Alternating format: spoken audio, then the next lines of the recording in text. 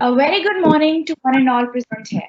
Today, I, Manisha Sharma, on behalf of Geetharathan International Business School, welcome you all for the panel discussion on juvenile justice, care and protection of children Amendment Act 2021. Geetharathan International Business School was established in the year 2004. It is affiliated to Guru Gobind Singh Indraprastha University, Delhi, and is approved by All India Council for Technical Education, Ministry of HRD, and Government of India for Technical Courses and Bar Council of India for Law Courses.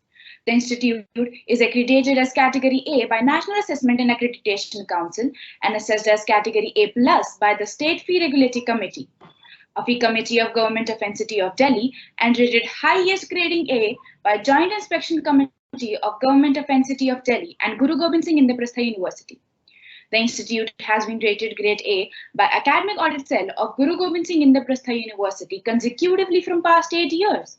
Gibbs has also been rated number 2 by Times B School Survey 2018, 2019, and 2021.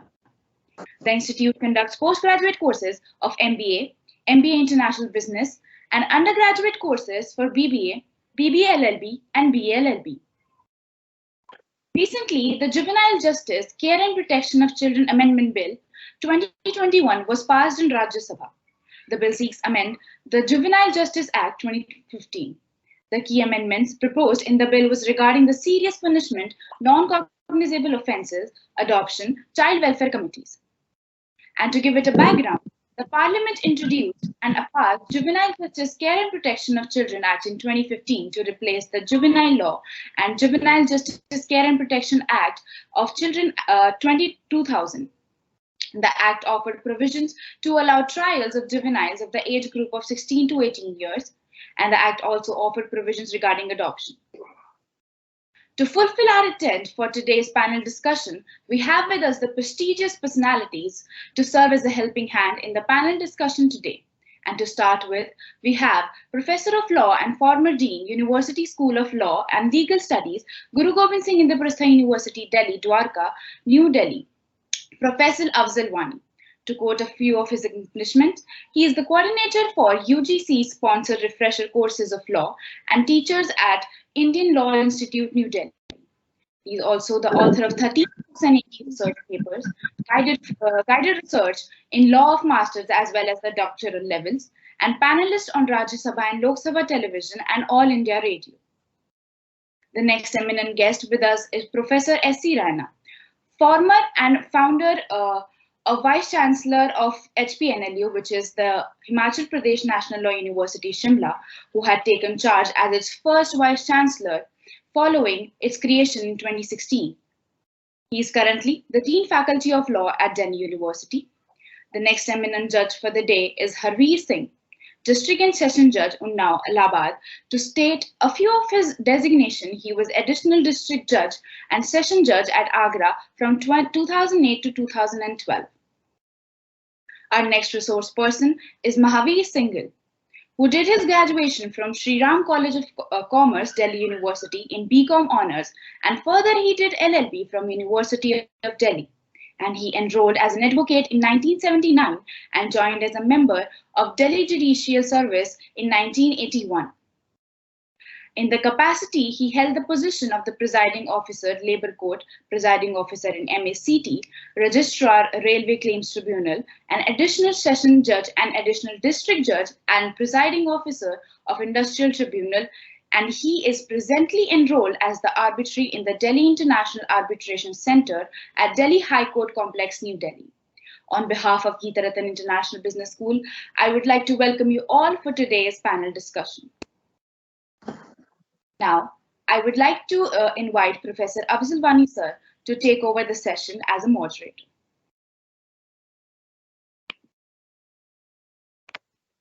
Thank you, Sakshi.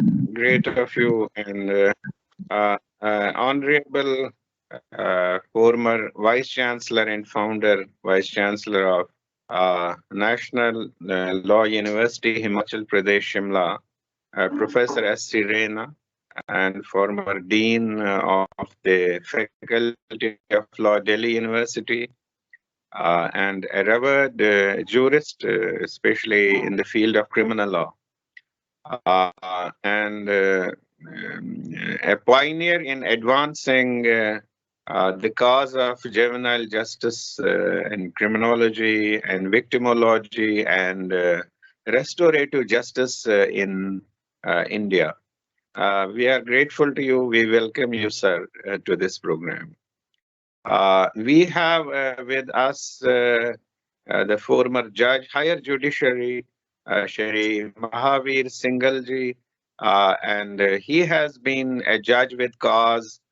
He has not only served ordinarily in the courts, but he has carried with him this having the feather of also getting to industrial jurisprudence, and he has with labor. He knows the things on the ground, and so he is well connected with the society by sentiment.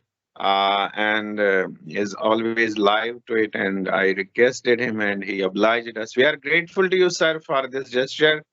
With the request, now you will continue to remain with us and benefit the students. And then we have also invited another honorable member of the judiciary, higher judiciary, Harvir Singh ji, and he has served in many capacities as ADJ and district judge, and then also he was in heading certain tribunals also. And he is very much academic and very keen to talk to students, and we are grateful to him in advance when he will join. And we have the head of law with us in Gita Ratan, Shri Vijay Kumar Yadav ji, and he is also a good scholar, and he has taken initiatives in having this program, and then all others there. I welcome you all to the program. Now, coming to the theme, I would like to say that it's what the basic thing is when we sometimes discuss legal issues. Yes, definitely we have to see the different aspects of a law, and then we give our opinions and like that, and that's very important. But at the same time, I believe that the topic which is today we have taken, this is related to the future citizens of India, if we call it. When we talk of children, whether they are in conflict with law, or they need some care, they need some protection, they are in need of some kind of certain things from the system, some special kinds of treatments, then at that time, I believe that it's not an easy task. That Sorry, I'm interrupting, Professor Mani sir. There is some problem in picture, so I'm hearing you. Okay. I'm hearing you. Okay. We'll take you, sir. Please. Thank you. What we have to do is keeping that thing in mind. This is one of the most important aspects of Indian law, as regards the law related to children who are in conflict with law, or they are otherwise needing some care and protection, sometimes rehabilitation. And for that, we have had the laws for the last few decades.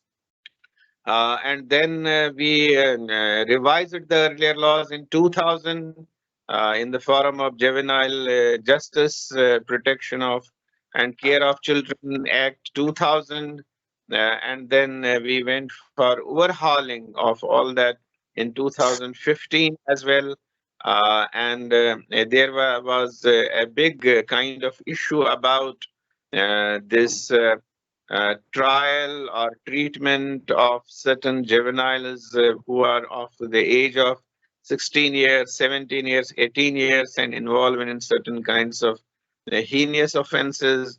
And then in 2020, we went for another kind of this revision of the laws, and since this is a dealing of a very sensitive aspect of Indian jurisprudence, so we have invited the best of the jurists, lawmen available in Delhi for this purpose. And to begin with, I would like to request Shri Mahavir Singhal ji to give an introduction of it and then a general view of the things and like that. So I'm over to you,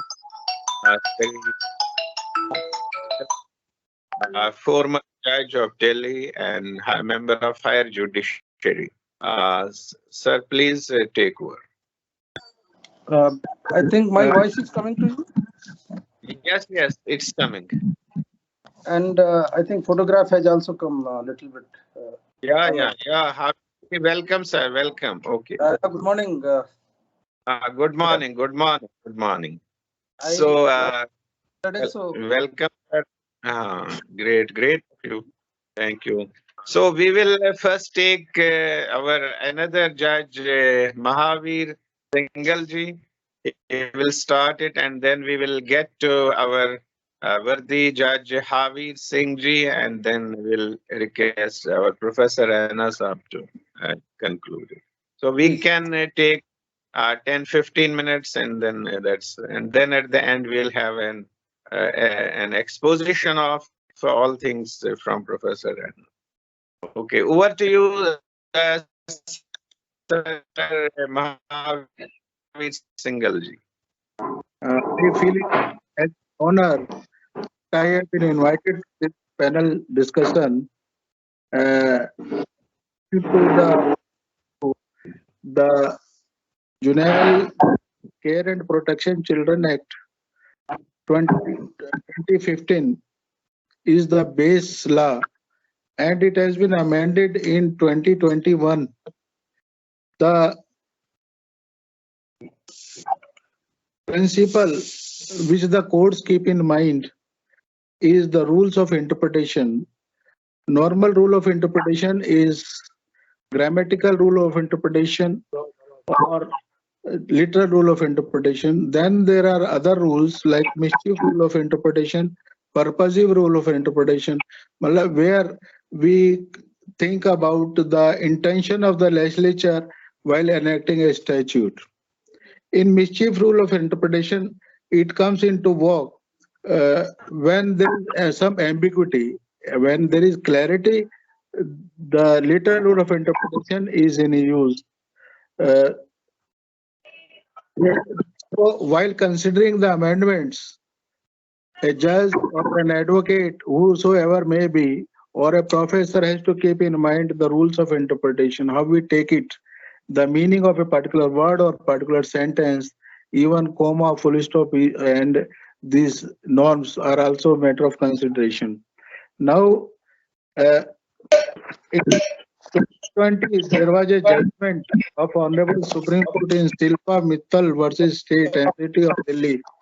With this judgment, so Hon'ble Supreme Court made certain directions under Article 142 of the Constitution of India for the purpose of complete justice, which power has been so given to the Constitution to Hon'ble Supreme Court.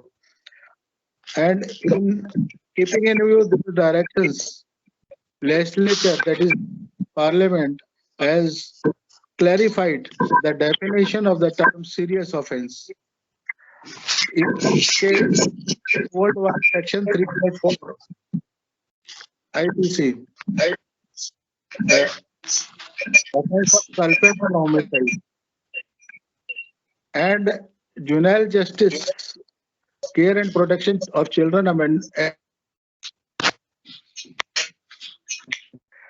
divided that offences in three categories: offences and heinous offences. The question was whether offence of culpable homicide should be in category as serious offence or as heinous offence. The Hon'ble Supreme Court made certain observations while considering the rules of interpretation, and one of those rules was when two views are possible, one in favor of the children is to be preferred. While keeping in view this aspect and other aspects, Hon'ble Supreme Court was of the view that the offence under section 304 IPC should be treated as serious offence. The logic was that for a offence to be heinous offence, it should be providing minimum sentence of 7 years. Though offence may not be providing maximum sentence, when maximum sentence is more than 7 years, it may be serious offence and not a heinous offence when the same is minimum sentence is not being provided. The very purpose, the practical aspect is that heinous, when a judge gives punishment, he is bound by for providing minimum punishment, and so far as the maximum punishment is concerned, it is not necessary. Well, he exercises jurisdiction and it is not necessary that he will be imposing maximum sentence. Therefore, keeping in view all these aspects, Honorable Supreme Court directed the legislature to keeping in view this judgment and interpretation involved and make necessary changes in the statute. For that purpose, class 54 of section 2 was changed, and the definition of serious offence was split into 2 parts. I may read it.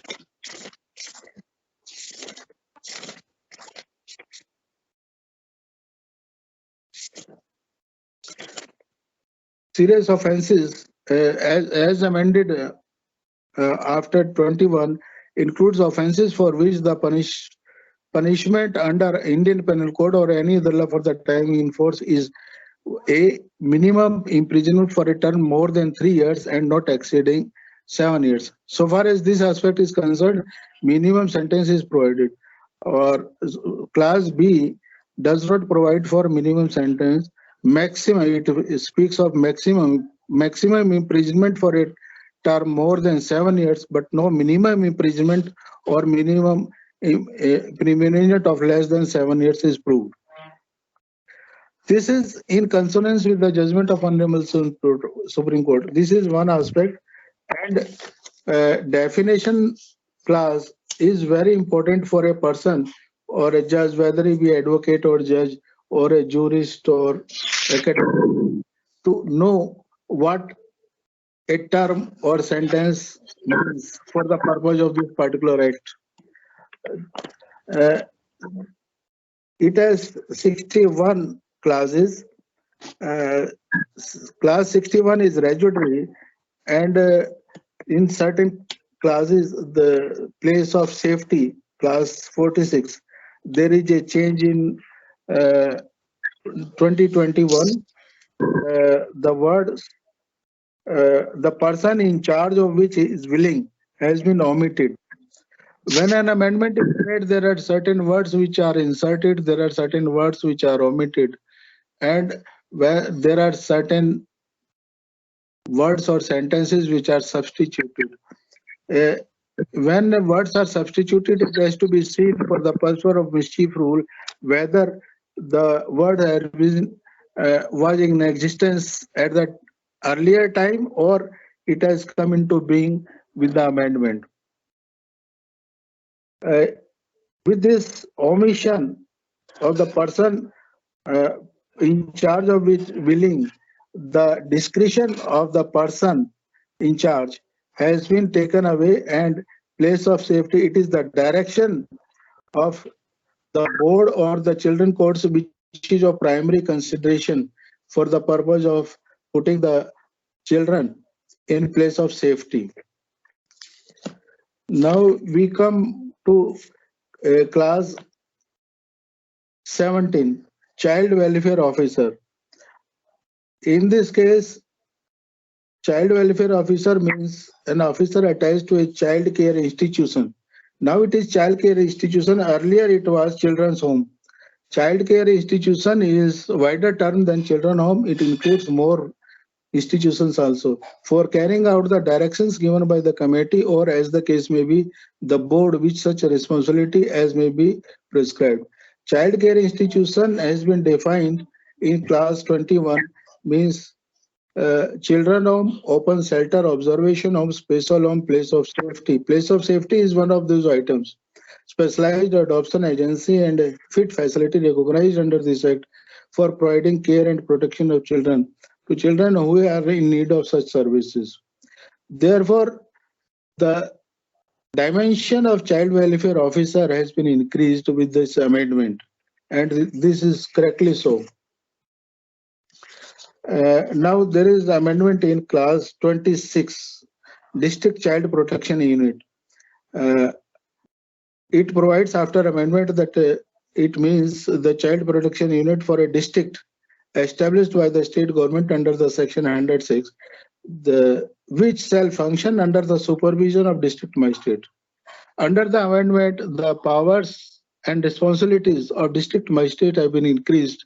Those powers and responsibilities which were earlier vested in courts have been vested in district magistrate, with the submission that the courts are busy enough that they are having less time for this work, and the general supervision of district child protection unit has been vested in district magistrates. And now definition of class 26 provides definition of district magistrate that includes additional district magistrate of the district. Obviously, similar are the interpretations, and Article 236 of the Constitution of India also defines the term district judge. It includes additional district judge, additional session judge, and other authorities also. Therefore, it was a must when district magistrate in a particular district is busy, the work may be assigned to additional district magistrate and the work is not put at halt. And that is a correct device of the legislature to provide such a definition. Now, about serious offences, I have already dealt with. These are certain aspects, and so far as class 4 is concerned, that class 4 of section 2 has been omitted, that provided definition of administrator, and there is some change in class 14. This class defines child in need of care and protection. The class 6, item 6 of that class provides that who does not have parents and no one is willing to take care of and protect, and or who, I will emphasize here, who is abandoned or surrendered. This passive voice has been used here instead of, earlier it was who does not have parents or no one is willing to take care of, or emphasize here, whose parents have abandoned or surrendered him. Now it is not necessary that it is parents who have abandoned or surrendered. Whoever may be, the issue is about the children, that they have been abandoned or surrendered. Who has abandoned or surrendered is immaterial now. Earlier it was active voice and it was on the part of parents to have abandoned or surrendered to be in the definition of child in need of care and protection. But now the material thing is that the child has been abandoned or surrendered. This is the aspect of definition. Now about section 3. Section 3 provides for general principles to be followed in administration of the Act. The major amendment in this is about that these principles are to be followed by the committee also, Central Welfare Committee. After the word board, the committee word has also been added, meaning thereby that these general principles to be followed in the administration of the Act are also to be followed by the Central Welfare Committee. Now, another amendment is in section 4, Juvenile Justice Board, class 7 of section 4. This is in my view, just a clarificatory. It provides fails to attend minimum 3/4 of sitting in a year. Earlier, it was less than. It has been clarified more clearly.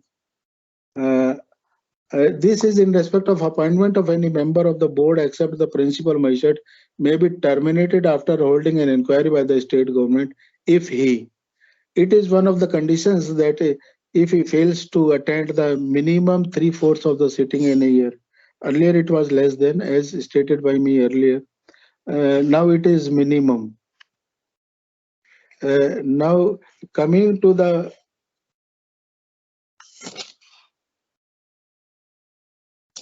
functions, powers, functions and responsibilities of the board, subsection 3 speaks about the functions and responsibility of the board shall include. This is inclusive definition, and subclass M provides that conducting regular inspection of the jails meant for adults to check if any child is lodged in such jails and take immediate measures for transfer that child to an observation home. Now, one more place is also added, that is place of safety, as the case may be. Now, the board can, in its discretion, transfer the child to place of safety also if a child is found lodged in a jail meant for adults.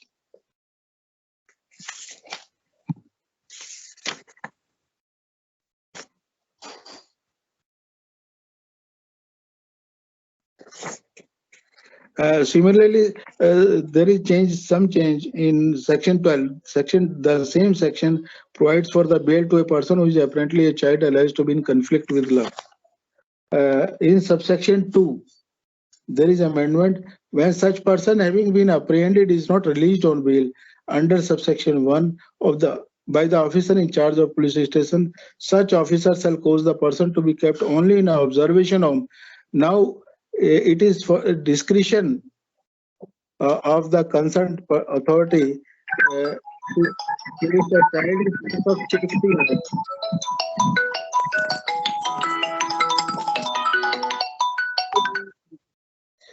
In such manner as may be prescribed until the person can be brought before a board. This is one more change. Now there is change in section 16. This section provides for the review of pendency of inquiry.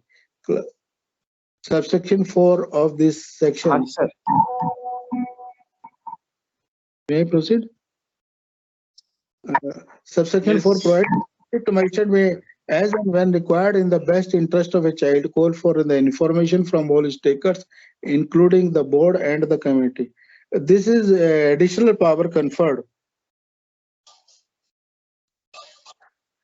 This is additional power conferred on the district magistrate.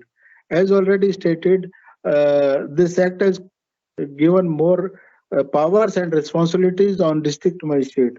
Earlier, this was not a power conferred on an authority, but this is new power. Within the discretion, the term may states that it is within the as and when required. It is not mandatory, but it is directory even. Now there is change in section 18. Orders regarding child found to be in conflict with the law, where a board is satisfied on inquiry that a child irrespective of age has committed a petty offense or a serious offense, or child below the age of 16 years has committed a heinous offense. Now this the term added is, or a child above the age of 16 years has committed a heinous offense and the board has, after preliminary assessment under section 15, disposed of the matter. Then notwithstanding anything contrary contained in any other law for the time being in force, and based on the nature of offense, specific need for supervision and intervention circumstances is brought out in the social investigation report and past conduct of the child, the board may, if it so thinks fit. These are certain orders which can be passed. The amendment here, for which we are concerned here, at present is the that child above the age of 16 years who has committed the heinous offense is also part of this section.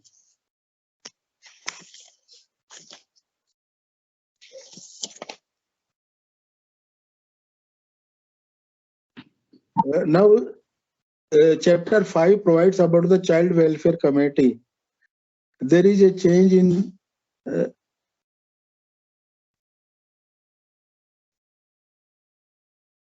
subsection 4 of section 27. It provides that no person shall be appointed as a member of the committee unless he has a degree in child psychology or secretary or law or social work and sociology or human health or education or health development and special education for differently abled children and has been actively involved in health and education and welfare activities pertaining to children for 7 years. So this the purpose here is that a person to be appointed as a member of the committee should have a degree. Academic qualification has been made mandatory. Earlier also it was there, but it was there as per interpretation which can be so given that professional practitioner should have a degree in child psychology and psychiatric or law or social work, or etc., etc. But otherwise, a person who is in social work or sociology or human health or education has general practical experience need not have degree. But now the provision has been clarified. There is no ambiguity now about this. Now there is a change in subsection 8. In 7 also there is some change. Subsection 7 of section 27. There is earlier it was less than, like earlier provision less than. Now it has been minimum 3/4 of sitting in a year. About appointment of a member of the committee shall be terminated by the state government. This can be seen that not much is to be said about this. Now about class 8. The committee. Yes, sir. I think Thoda Saab, you have given an appraisal of so many amendments. I think you can give few more in 2-3 minutes. Then we'll get to other speakers will also speak on that. The remaining thing is that there are certain powers and responsibilities. If we squeeze the matter, then the basic thing is that is class 54. Class 54 of section 2 has been redefined about serious offense, and more powers and responsibilities have been conferred on this district magistrate instead of courts, so that there is speedy exposure of adoption cases. This act includes the chapter about adoption, so that care and protection of children who are abandoned or are to be can be adopted and taken care of by the adoptive family. These powers of adoption order now can be passed by district magistrate, including also additional district magistrate. That is what I can say at the preliminary stage. Okay, thank you, sir. Great of you. We are grateful to our Honorable Judge Shri Mahavir Singhal for giving a very good account of the amendments of the Juvenile Justice Act. He called it spade as we call it. He referred to almost every amendment, and we feel more apprised about the amendments, and he did refer to the technical aspects of it also. And then definitely to procedural aspects as who will do what, as we had earlier certain terms about time, and then how at least term has been changed into minimum that kind of thing. And then the term is why district magistrate is now used and all that. So we have got to it, and I believe that we are grateful to you, sir, for sparing time with us, and please stay with us. Now I am going to our Honorable Judge Shri Harvir Singh ji. He has been too much interested in academics as that's a privilege and very beneficial for the society as well. And he has lot of love for getting connected with students. And I know it for decades now. He is visiting different institutions. My request to him will be that what was the promptness, why we went for these kinds of amendments, and highlight some of the important amendments, and maybe in the beginning to give a general view of the act itself, that why it is important. So over to you, Shri Mahavir Singhal. Good morning. So Good morning. Good morning. Good morning. I'll just cut you have here, Professor Wani. Professor Wani, this is Anirudh Jindal. नमस्कार नमस्कार सबको, सब लोगों को. हरवीर सिंह जी नमस्कार. जी नमस्कार. नमस्कार जी. आपके लोगों का सबका मैं बहुत बहुत स्वागत करना चाहूंगा. दो मैं ट्रैवल कर रहा हूँ और आप लोगों का सबका स्वागत कर रहा हूँ और बहुत अच्छा लग रहा है सुनने में, और मैं आपको बहुत अच्छे से सुनना चाहूंगा. Gratitude to our vice chairman, sir, that he has joined in spite of his being busy elsewhere, and we can see he's traveling and his concern. And we welcome you. Okay, please say something. Thank you so much. Thank you. I'll not take much time, and I'll welcome all the guests here, and Harvir Singh ji, Mahavir Singhal ji, or Raina Saab, and of course Professor Wani, our dear. So please, sir, continue. Thank you so much from our side, sir. Thank you. Thank you.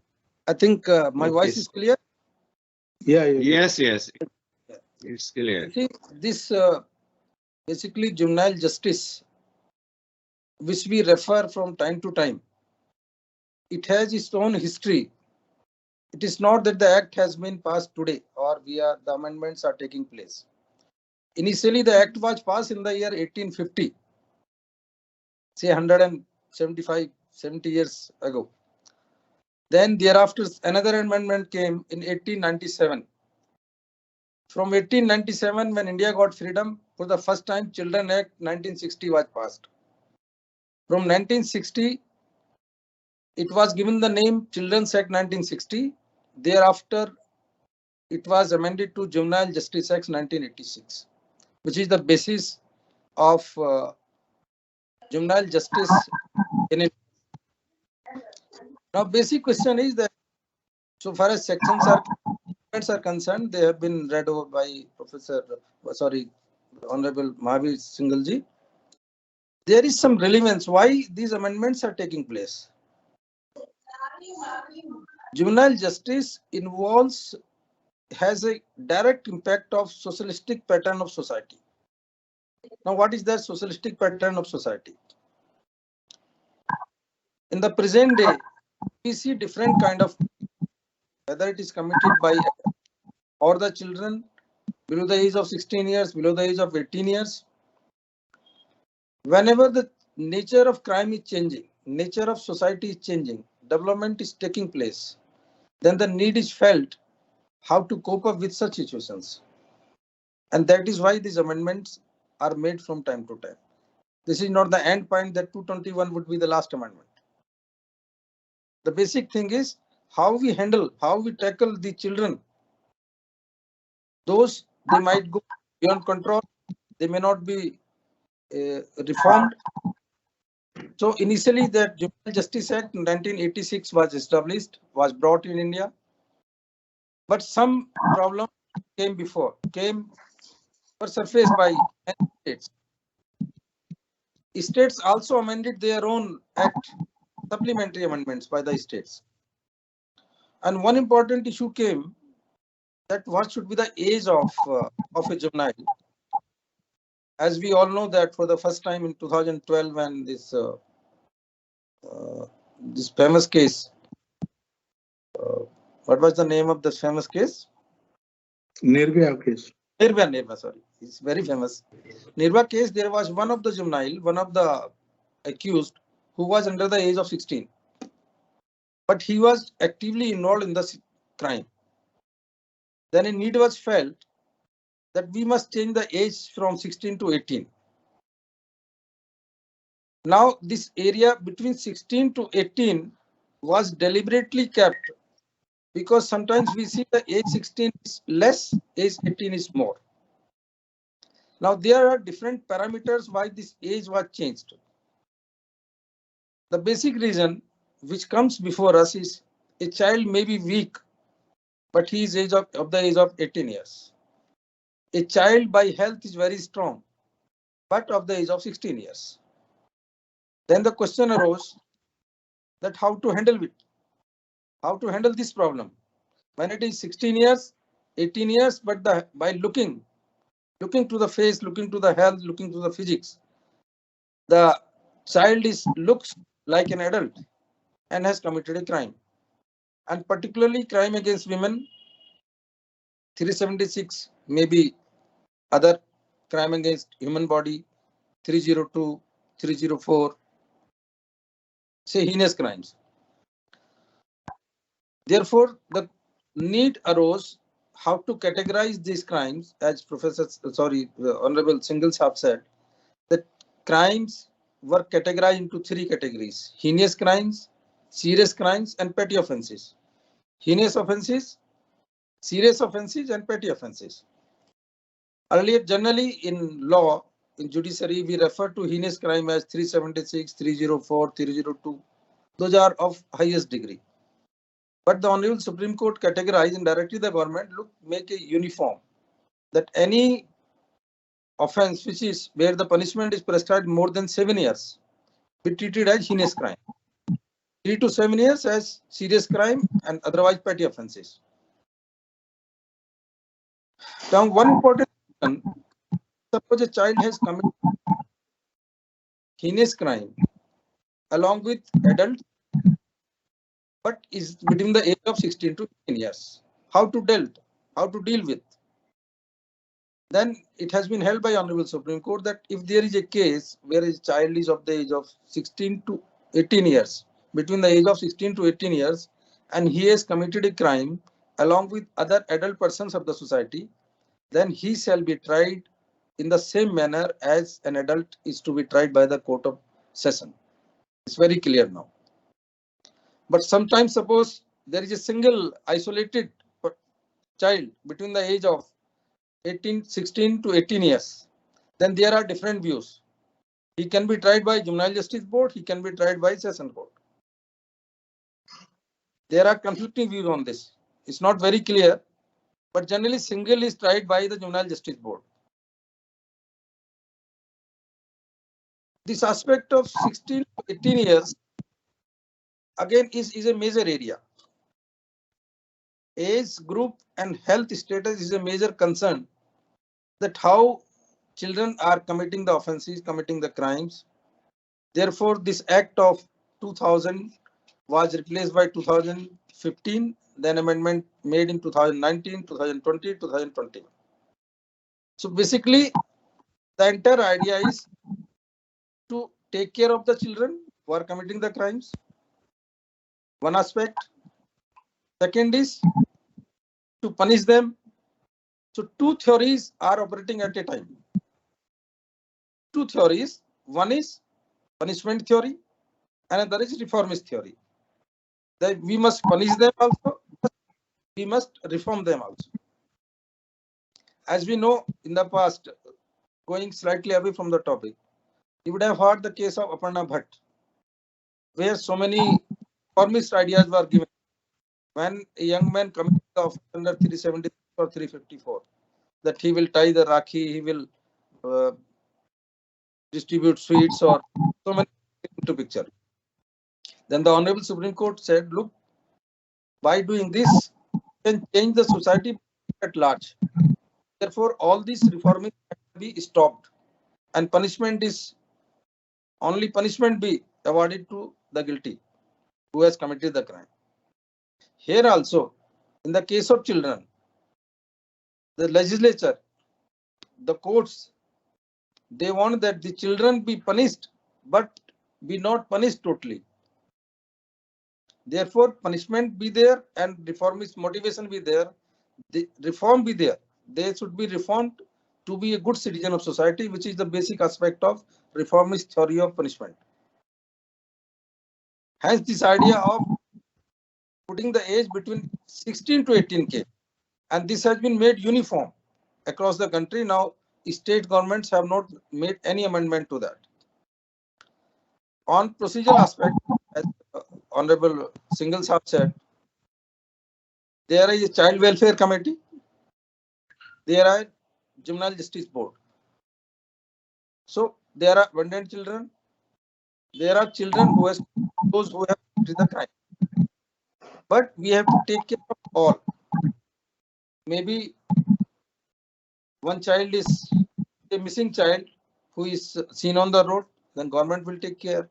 A child who has committed the crime, JJB will take care. Next comes question of the 16 and 18 is determination of age. How to determine the age where a person, where a child by health looks of 20 years, but is of 16 years. So this important aspect has also been taken care of, and is the key factor in deciding a child whether he is a juvenile or he is not a juvenile. This is very important judicial aspect, that how to determine the age of the child. But maybe he looks like a young man, maybe of the age of 22 years, but on record he is of the age of 16 years. Therefore, first of all, if he is matriculate, then the section provides the matriculation certificate be normally presumed the age given in that particular certificate. Even if that certificate is not available, then the municipal record or any other municipality corporation, when the child was born, his birth must be recorded in that. The second aspect. Suppose that is also not there. Then the third comes his primary school other than the play school.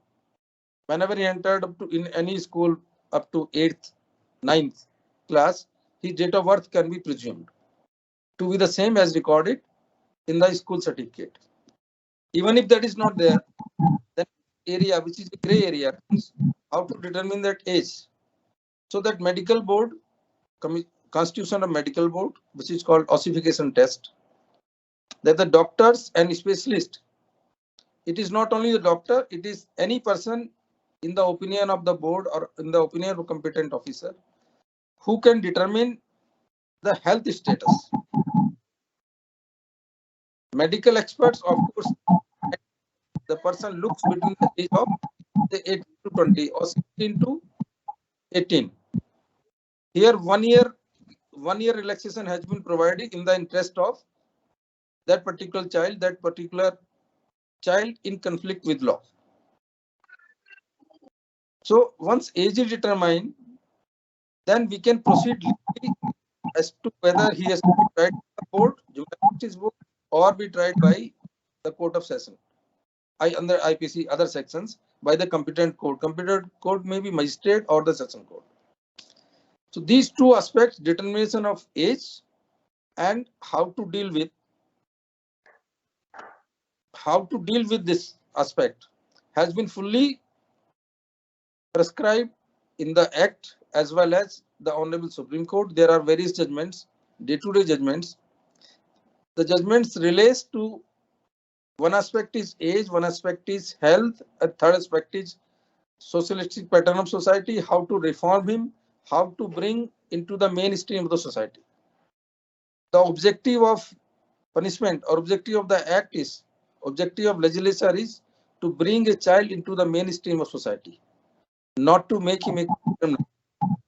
So that is why Juvenile Justice Board has been kept away from the normal criminal court. That is why powers have been given to district magistrate rather than district judge. Though district magistrate is also a very busy functionary, but the entire idea is that the Juvenile Justice Board shall not be sitting in the normal district court where criminal cases are being tried. The Juvenile Justice Board, Juvenile Justice Court so-called, shall be away from the normal district court.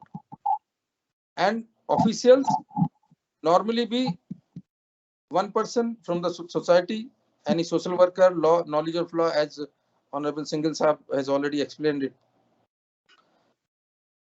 So far as sitting of Juvenile Justice Board is concerned, that has been reduced to 300 cases. If the cases are less than 300, sitting can be reduced. If cases are more than 300, then the principal judge shall be sitting every day. This is the practice in UP I'm talking, rest I'm not aware. Third thing comes the safety of the child. Now, observation home, the definition has been expanded. Why? Because we need a place where safety of child can be covered, can be controlled. He can be kept in the best safety or security. Sometimes we have heard that observations are overcrowded. How to deal with? For having the solution of one problem, we are adding another problem. When observations homes, they become crowded, then the place of safety has been added to that. We can transfer the child, we can allocate the child, reallocate the child to another safe place. That is idea of Amendment 2021.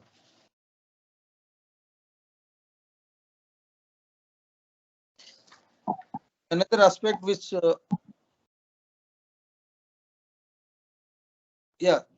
separation of district magistrate and district is one of the important issues.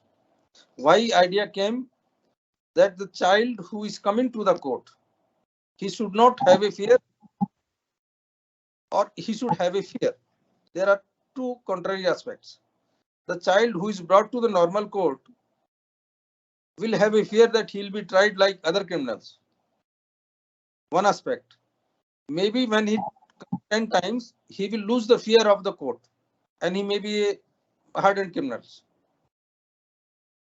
So it is to reduce the criminality or intent of mind that Court of Juvenile Justice Board has been kept away from the normal district court.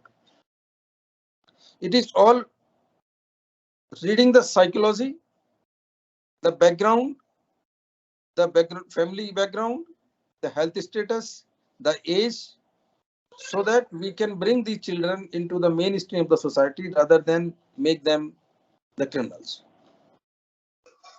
And amendments are taking place according to the need of the society, according to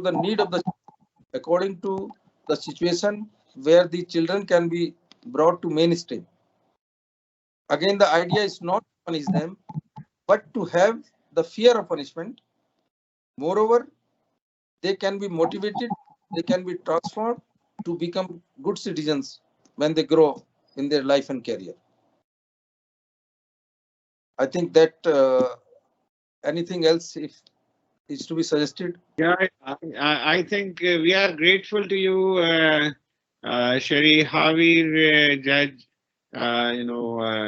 this higher judiciary, and I'm proud of it that this Indian judiciary is very rich by your presence in it, as having that much academic flavor and then having the understanding of things so much the best, and we are grateful to you for giving a very good jurisprudential version of it, and we are grateful to you for that, and then this is the beginning of your association with this in the School of Law, Gita Ratan School of Law, and would like to continue it on other different topics. And we are grateful to you, sir, for that. So now I am getting to our former Honorable Vice Chancellor of this National Law University, Himachal Pradesh, Shimla, who founded it, and then also the former Dean of the University of Delhi, and a great jurist of this criminal law, Professor S.C. Raina. And before he says it, I would say that There is another Tahir Khurshid Raina. He is a judge and sessional judge in Kulgam. He was confronted with a case recently last year that a juvenile had committed murder. And then the committee had, released the person on bail, whatever technically, but when the people whose family member was killed, they were seeing that guy moving around and freely under the pretext of being a juvenile. That was creating very shock waves in their minds.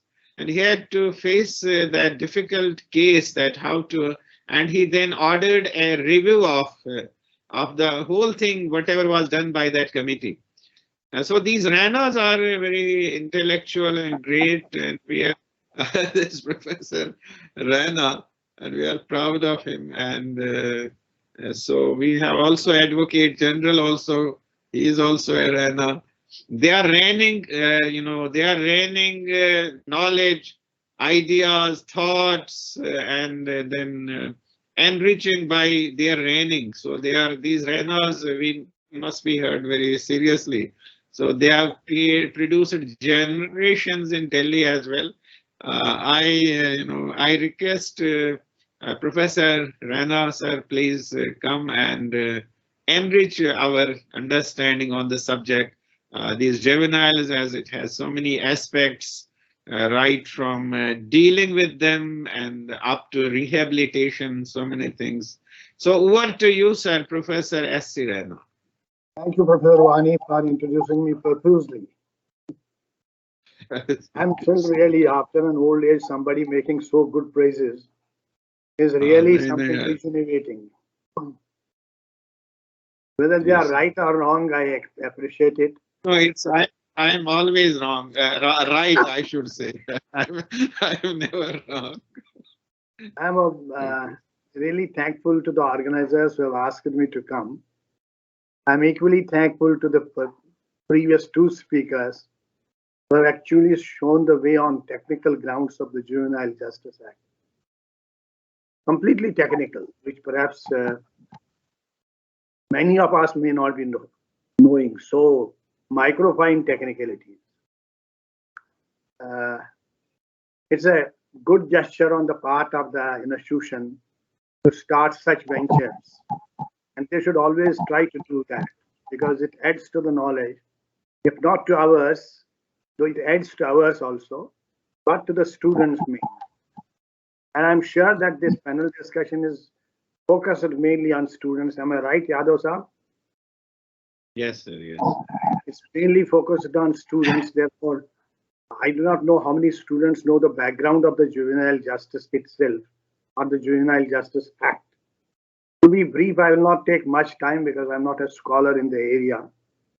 I'll just take you to the juvenile justice itself. If you go back to the Constitution of India, you'll find that we have Article 15, Clause 3, and we have 39E and F.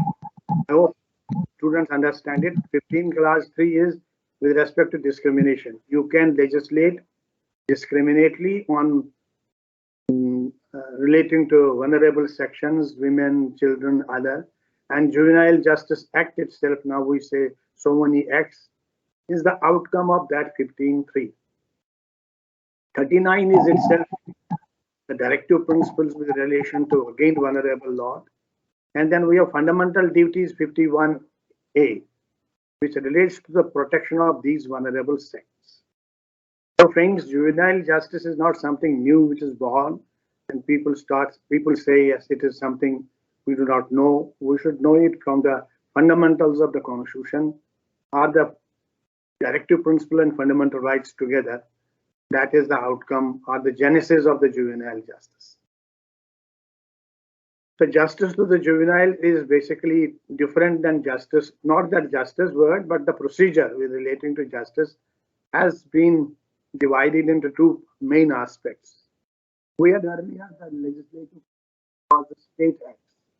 Every state, most of them had their own acts.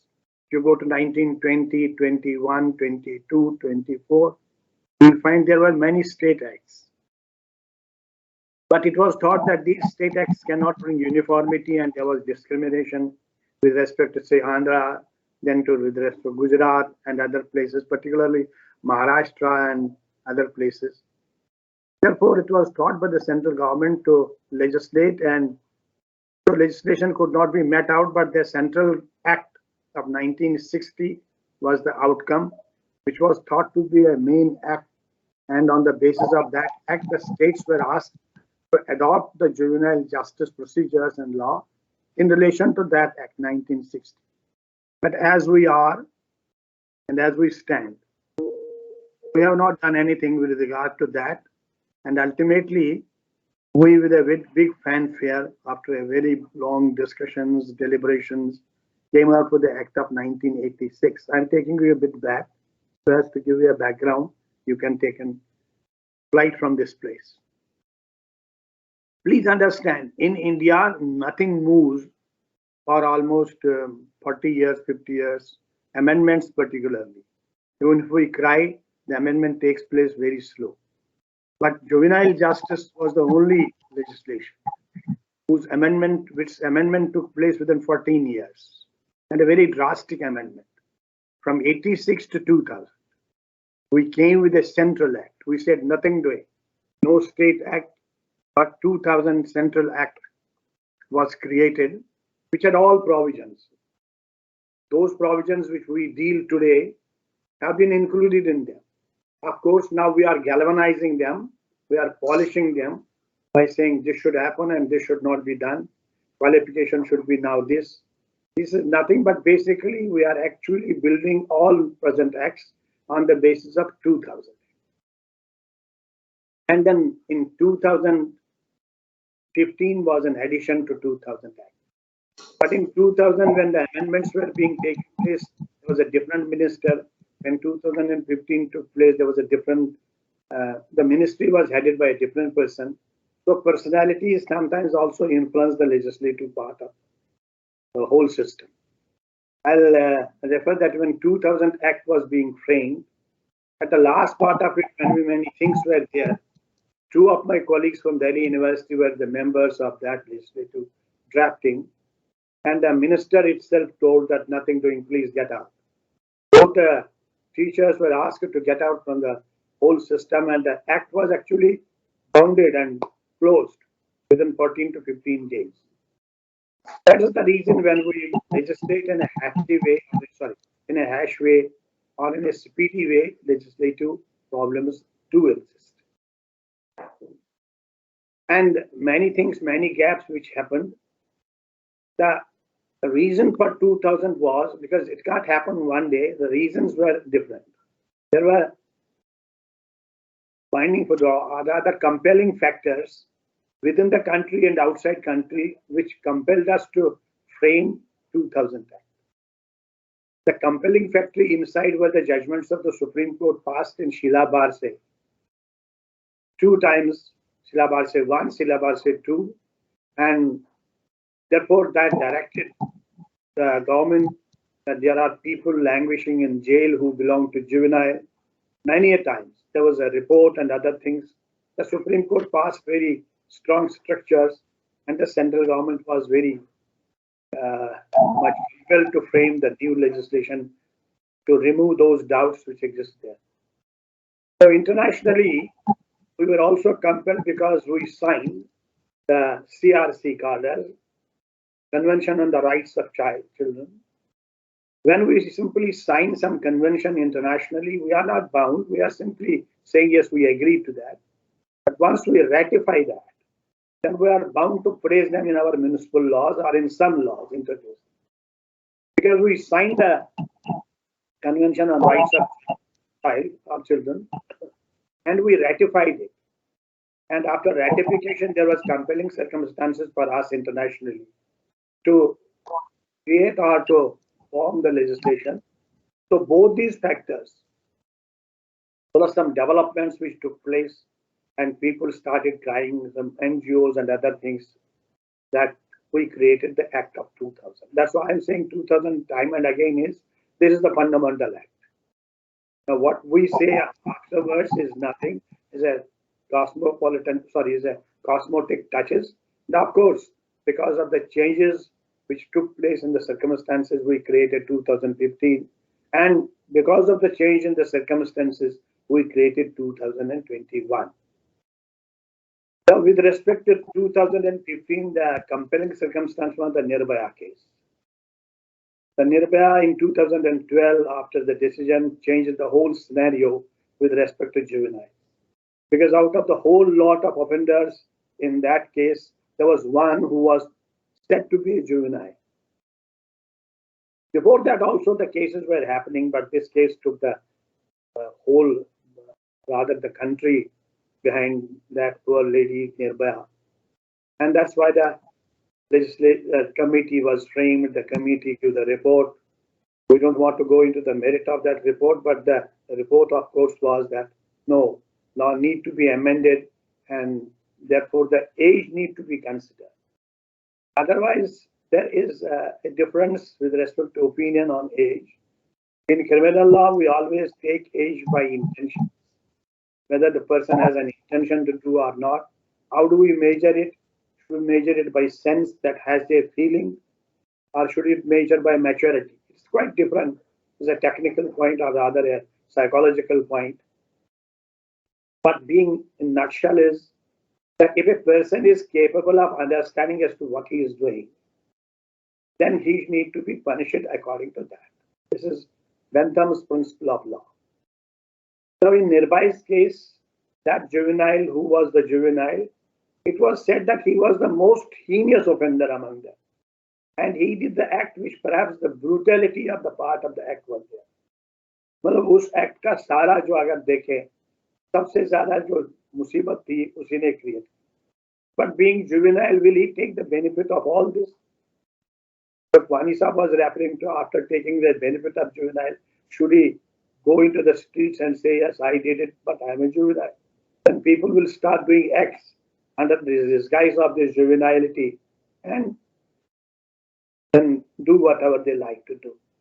Therefore, that's why the age was categorized as to people from 16 to 18. If they have this sense as to what they have done is wrong, or if they get the taste out of it and they feel that they know it, they have that knowledge, which we put in, my Lord, which we put in 304A, that's what is a culpable homicide. Then that culpable homicide should be taken to be murder in 304 Part 2. And that's why we should punish them accordingly, though the person, because it was inquiry earlier, it was not trial, then that person should be recommended for a trial in an adult court of law. That was what was recommended in 2015. To be brief about 2021, these are reforms who are what we could not get in from 2000 to 2020. In before 2021, which is the, of course, was the bill, and now the act is there, is not only the outcome of the Nirbhai, is the outcome of the pandemic, that's COVID problems. In COVID, we have seen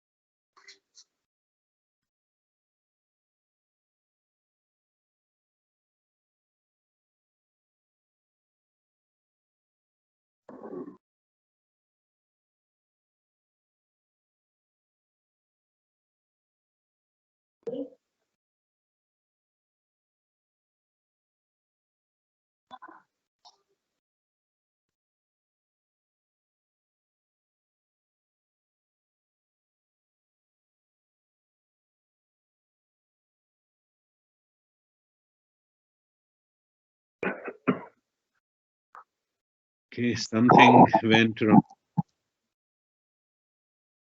Some connectivity issue must be there. Mhm.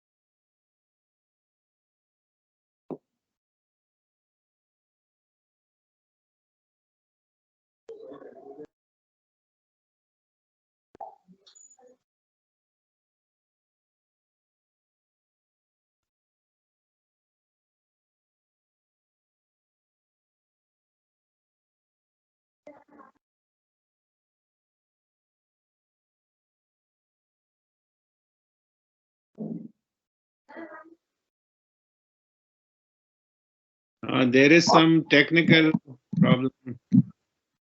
Yes, sir. Yes, sir. So I think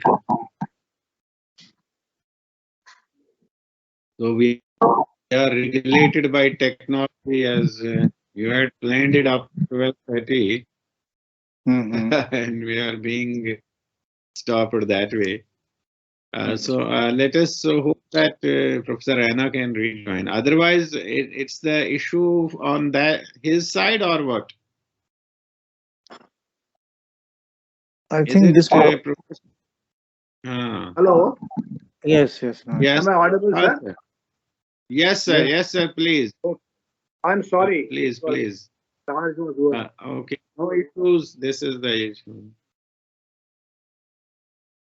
So, friends, should I start from the point where I dropped? Yes, sir. Yes, sir. Yes, sir. Yes, sir. I was saying that in 2021 is an act which is the compulsion of the COVID problem. In COVID, we saw people running from one place to another place. There were people who became children who became particularly orphans, either because of the COVID death or because of some other reasons. So they were marginalized people who have lost many things, not only them, but there were families who were destroyed by COVID and nothing but children were left. I know many families where father died, the son died, the two kids have been left alone. That's why there was a compelling reason of amending the Juvenile Act of 2015 so as under the uh, slogan of parents patry. That means state is the father in place of the parents. Was introduced, it was earlier also introduced, it was introduced, and the act was needed to be amended. Along with the amendment with respect to that, the state should take the control of those, that's why we say of those who are orphans, of those who are abandoned, of those who do not have anybody to look after. These are things perhaps which have been added.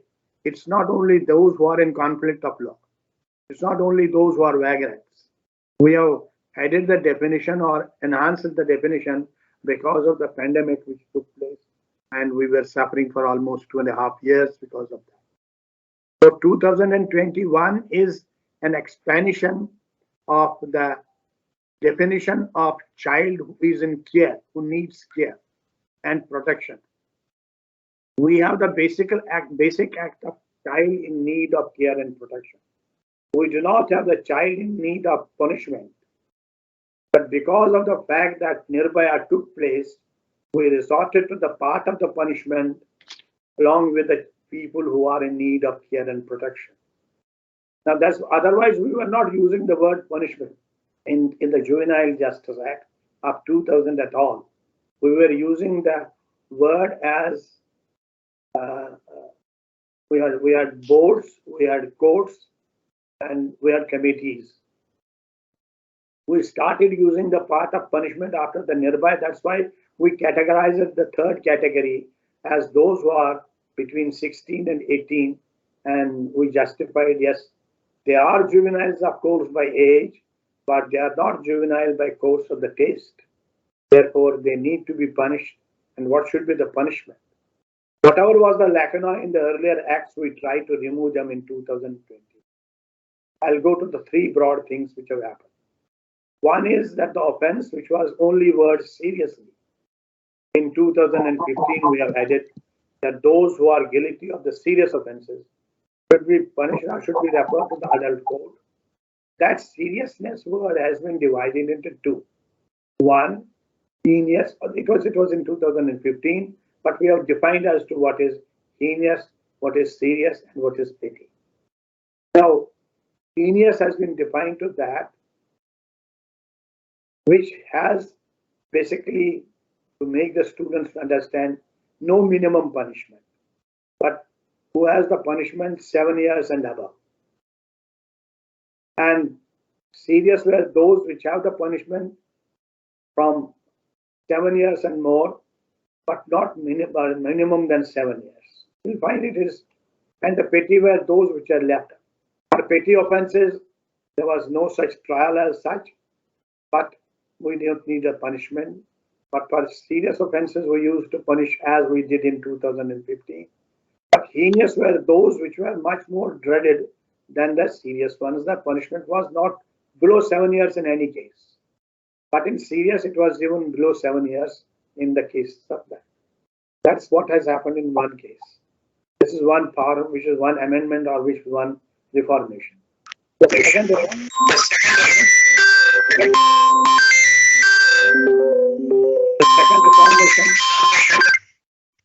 the second part where the reformation took place was with respect to adoption. It's a very broad comprehensive. That people who are interested to adopt these vulnerable children who cannot be in care of anybody, who are abandoned or who are orphaned, has been widened. Earlier for us, the adoption was adoption under the Hindu Maintenance and Guardianship Act. Now the adoption has been widened. It is an universal adoption. That's why we have created an authority. We have created a committee who has the full authority under that particular act which we have framed, where anybody can take an adoption. A single parent can adopt, a single mother, single father, single mother, even unmarried mother, unmarried father, unmarried girl, unmarried male can also adopt. It's a wider definition, any group can adopt.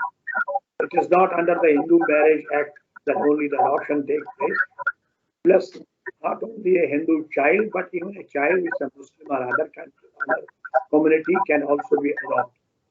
There's a second amendment to this. I'm briefly speaking. The third is with respect to committees. Friends, if you look to the earlier act, the committees were there. But who could be the member of committee was anybody. A person who is ignorant like me can also be a member of committee. A common citizen can also be a member of committee. Now they have laid the qualifications of the member of committee. A person who can be nominated to be a member of committee should have at least a degree in sociology, psychology, social work, law, and such other disciplines which are allied to the social problem. No other person who is MA in mathematics or MA in something else can be there in the committee. The fourth thing is that the district magistrates have been empowered to give the children in adoption to the parties who are interested to adopt them. Earlier, it were the courts who were making the adoption system. Perhaps courts are burdened otherwise, that's why the district magistrate has been empowered to do so, and more so that the whole, or not only powers, but whole responsibilities, duties, and accountability has been laid on the district magistrate rather than the courts and others. Hence, these are in brief amendments to 2021. Let's hope we need not more amendments. Perhaps we'll go better and better implementing 2021. Thank you very much.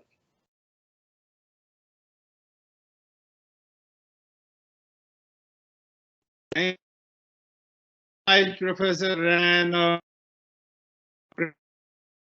the purpose of the law, then the various law and the policies and goals to be achieved and challenges and influencing factors. I think students must have got a comprehensive view of the things, and they can think more about it on the basis of these observations. I would be very grateful to you for this, and then with the request that to kindly remain associated with such activities of this Gita Ratan Institute in future also, and help them in advancing the cause of quality education and value-based education for the benefit of students as well as the nation. Thank you, sir, again. Thank you very much.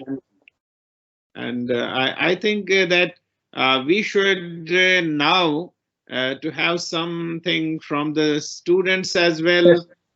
that they may, or any other participants, they may have some doubts, some questions, some queries.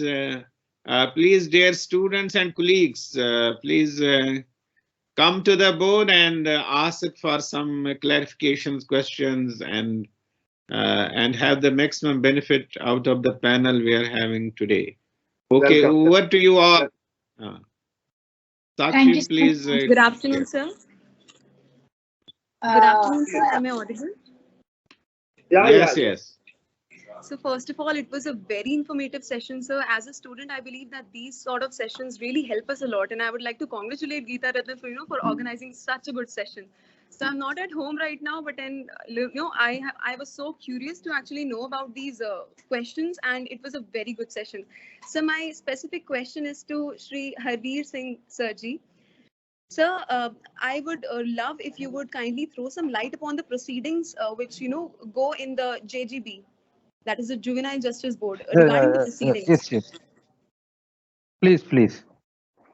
You see, the very first aspect which I explained earlier also is that Juvenile Justice Board is kept away from normal district court. But for the reason that the juvenile a child who is coming to the court, he feels that it is not a court, but a place where he will be reformed as well as he might get punished.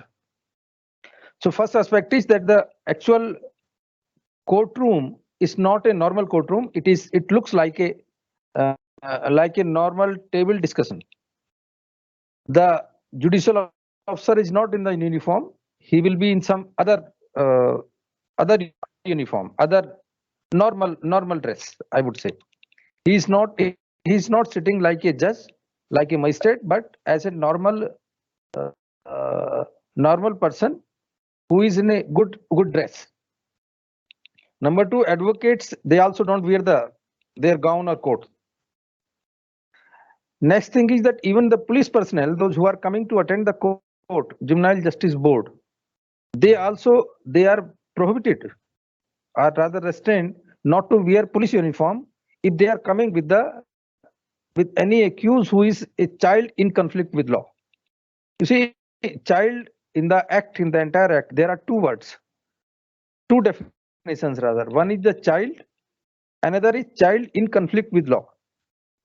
Child may be any child, whether he's lost, is misplaced, or is found anywhere. And child in conflict law is a child who has committed some crime, some offense. So the normal looking of the court is not like that of the normal courts we have the criminal courts or the civil courts. And procedure is almost, then the procedure comes taking evidence. Evidence is one of the important aspects. Evidence is mostly those of the school persons, the parents, the documentary evidence, and say any other thing. Second, they sit in as a bench. 3 persons are there, 2 members and 1 principal magistrate.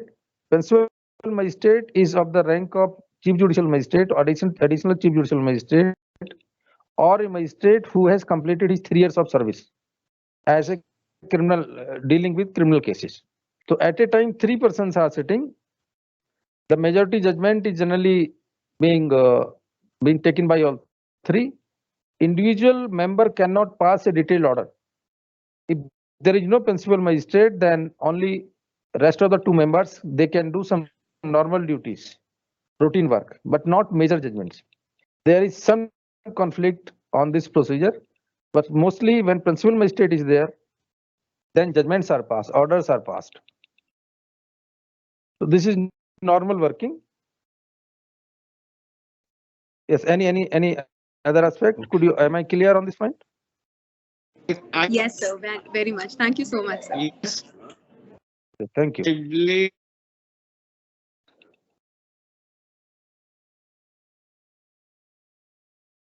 Good afternoon to one and all. Basically, am I clear? and Sir, am I clear? Yeah, please. Yes, Tushar. Thank you so much, sir, for the worthy session. As like we had just studied in our past semesters regarding the juvenile justice, but the in-depth knowledge and the practical aspects you showed us was way too different from what we studied in our books and literary elements being provided. As our HOD also highlighted that more practicality is important rather than the literary aspect we study in the colleges. So I had a question as a part of society, as like Mahavir sir and Harvir sir highlighted that JJC, and that is the Juvenile Justice Court, or let's say the Juvenile Justice Board, is being separated from the normal courts, or the normal criminal cases is being tried in the courts. So is it justifiable to treat the juvenile offender as that of the adults? Because what I feel as a societal part, that once he is being treated in the similar manner with the other adult offenders, a young mind will take it as a wrong against himself, and will won't change the mentality which the law intends to, or the legislature wanted. As like sir said that he should come in the same front as with the society, that he grow up as a young and good citizen of India. So it might be possible, or maybe even the maximum possibility is that the situation or the results may be in the contrary, as like he will be a continual offender for the same offense. Yes, Kusak, can you hear me? Yes, sir. Yes, I please. can hear you. yes. May I answer it? Please, sir. My dear young friend, we don't punish all juveniles. Even after 2015, it is an exception to exceptions. Very few people who show such criminal versatility that they commit crimes which are heinous and serious have been recommended for punishment. Otherwise, I said in my verse that punishment is a blatant ban to the juvenile. That's a differential treatment. We treat juveniles, as you suggest us, as different from the mainstream of the society. They are young minds. We always try to nurse them, to protect them, and to bring them up. But if there are deviants among the deviants, what do we do? What should we do? It's not only here. These things are happening in the West and have happened much earlier than what we are doing. I gave the example if a person who is a juvenile had acted very brutally in nearby's case than those who were the adults, then should, as per your opinion, the reverse take place, that adults be treated leniently and that young person should be treated seriously? That's not happening. So we are making very few exceptions who are otherwise there. It is not a general rule. That's why the committee suggests, out of the whole thing, it's not one man, it's a committee. We suggest, should it be handed over to our main trial or not? It's not one man's wish. It is a sensible decision taken by few people together that he deserves to be handed over to the adult court where the trial takes place. It's also not blindfolded that he has been handed over to court and next day they will punish him. There also the trial takes place. He is being given full chance to protect himself as much. So due process of law is there. It's never an undue process of law. Thank you. Thank you so much, sir, for the elaborative Okay. answer that got cleared. Thank you so One much. more, this Ayush Pandey. Yeah, good afternoon, sir. So am I audible? Question. Yes, yes. Good afternoon, sir. Am I audible? Your name, please. Sir, Ayush Pandey. Okay. So first of all, thank you so much for this informative session. We really enjoyed a lot and we got to learn a lot of things from you. So coming to my question is, the recent amendment yes. shifts the power Yeah. of issuing adoption orders from the Juvenile Justice Board to the DM. But sir, don't you think expecting DMs who are already burdened with other district matters, it would be an injustice to expect them to go with this so much complicated process? They are not also trained in that way. Well, it's not a training for adoption. It's an order for adoption. And the No, order sir, for but- adoption is to be given by the DM. And I am none to say whether he is overburdened. I do not know how do you say they are overburdened. So the reasoning was given that I have seen many of them. I have seen many of them basking in sun. Okay, sir. No, so the reasoning was given that to reduce the burden of Juvenile Justice Board. You see, Ayush, I'm coming to your point on a different way. Ayush, can you Yes, hear me? Yes, sir. Yes, sir. Yes. You see, Professor Raina Sahab rightly said that they are not so burdened. But ultimately, another important aspect comes that the issue of if anything is contrary, that has to be decided by the session court again. I'm telling you, 3 days back, I came across an appeal which has been filed in my court 2 days back. The very interesting aspect. A child was given to Y family. By X family, a child C is given to Y family. There is some adoption deed. But it was alleged the child has been sold to Y family. And somebody made a hue and cry that, look, this child has not been given in adoption, but he has been sold to some other family. And again, child was taken away from the Y family. It was not given to X family, the real parents, but he has been kept in a safe place or say observation home. Now this appeal has to be decided. So these are a really important aspect. Say in the name of adoption, child is being sold. And there is adoption deed also. But that deed is not as per the law, as per the procedure. And the report comes from the newspaper, from some other source, that child has been sold. So somebody moved an application that this is not a good practice. The child be taken back. Now, if he is taken back, then where he should go? So now he is in the children home or say observation home, neither given to the real parents nor given to the adoptive parents. So this particular issue has to be decided on the basis of say record, evidence, information, or the documentary evidence, adoption deed, whatever it is. So these are the real issues where judiciary has to take up, has to deal with very seriously and very cautiously, so that ultimate interest of the child, health, education, growth, sanitization rather nowadays we call, in a place where he's residing. So these all aspects are to be taken into consideration, that the interest of the child does not suffer. Ultimately, the sufferer is the child in this case. Okay. Parents have got the money. Fine. Yes, sir. Yes, sir. Thank you so Thank- much, sir. Thank you so much, sir. Yes, sir. More questions. Okay, Yeah, okay. yeah. Okay. Thank you. Okay. If anybody has any questions or queries, can Okay. enter and they can ask you questions.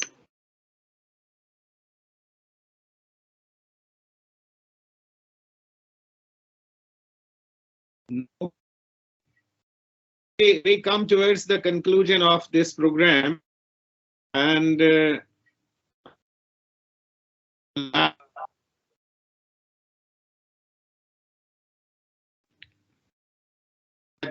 this program beneficial, and we have juvenile scenario, and we can contribute to the system, but few things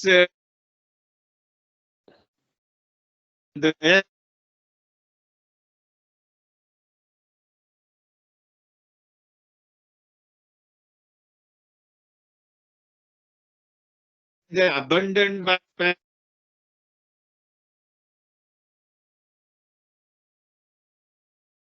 lead to the, and otherwise also the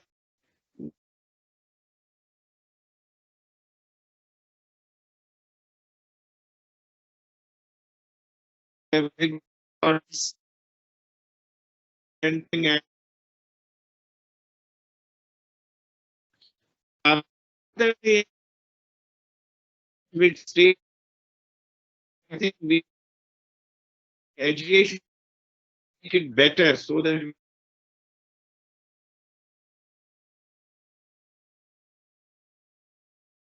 we can deal with better, otherwise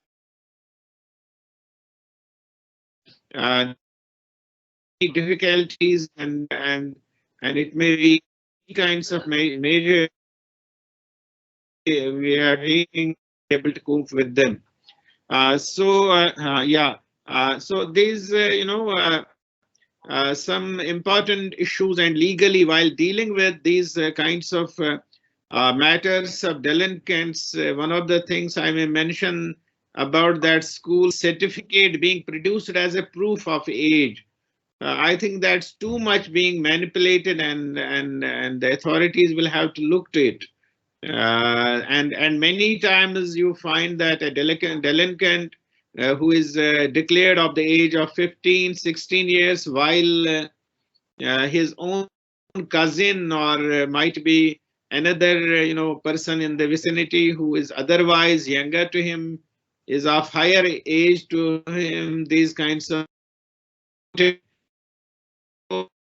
that all certification will have to be taken note of, and then I would say that this is not an easy task. It's a matter to be dealt with due concern, and at the same time, classification of offences, that's also very important, as petty offences, and then some of the heinous offences.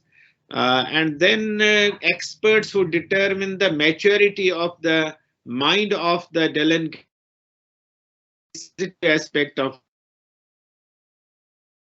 and that has to be dealt with care, with sincerity, with concern, with honesty as well. And I think it's justified that if a delinquent is otherwise of a very mature mind, and so the treatment of that delinquent can be differently than other than the normal, as we see it from the ground. While talking about the ability of the system, committees, courts, then I think much literature must be produced for the training and for gearing up the human resource for dealing with the problems of the delinquents, and then as a very good kind of this provision about adoption that has been adopted, and it has made uniformly possible for any citizen of India that he can adopt, or maybe even across the borders with some care, as that agency CARA has been established. They can take care of these things, but at the same time, we have to plug the possibilities of misusing the provisions of law, and then bypassing the requirements, or using some other kinds of ways to defeat the purposes of law.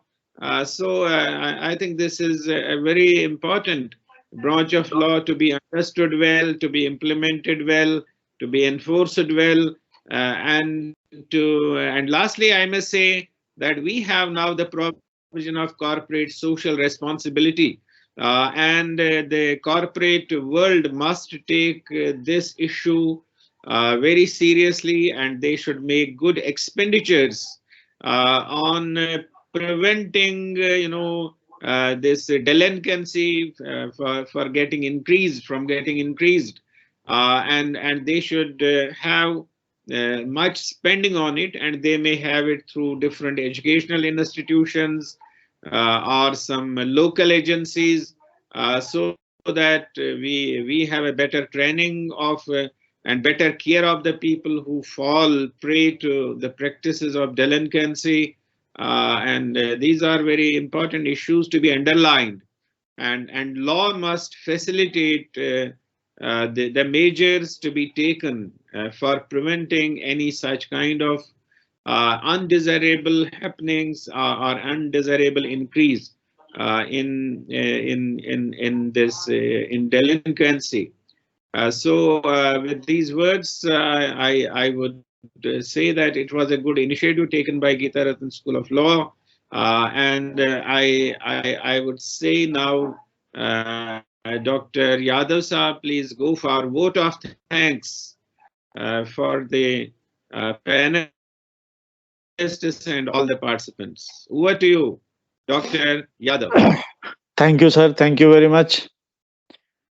Honorable resource person, VC sir, senior faculty members, my dear student, good afternoon to all of you.